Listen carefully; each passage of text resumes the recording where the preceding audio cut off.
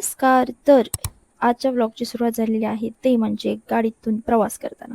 कारण की मी चालली आहे गावी. गावी म्हणजे कोकणात. ठीक आहे. सो रात्री आम्ही म्हणजे इव्हनिंगला निघालो होतो 4-4:30 वाजता आणि छान असं मी गाण्यांवरती वाईब करत मी गावी जात होते. त्यानंतर सीएनजी भरण्यासाठी थांबलो, पण सीएनजी नो स्टॉक होतं. त्यामुळे गपचूप पेट्रोल भरलं आणि त्यानंतर पोटामध्ये पेट्रोल भरलं ते या रेस्टॉरंटमध्ये.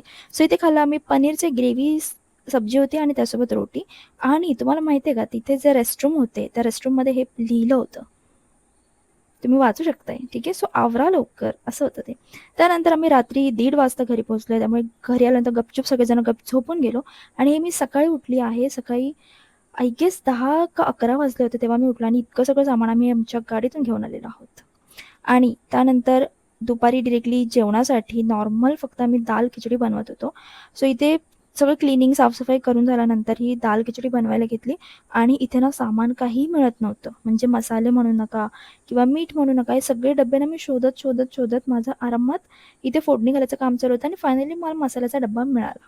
सो फटाफट जिरा टाकला, मोहरी टाकली आणि हळद टाकली आणि कढीपत्ता वगैरे तर नव्हता, डिरेक्टली कांदा टाकला आणि त्यानंतर आपलं डाळ आणि तांदूळ टाकून मस्त अशा कुकरला शिट्या करून घेतल्या आणि आपला भात बनवून घेतला. तर असा होता आजचा दिवस आणि आपण गावी आता कुठे कुठे जाणार हे आपण पाहू पुढच्या व्हिडिओत.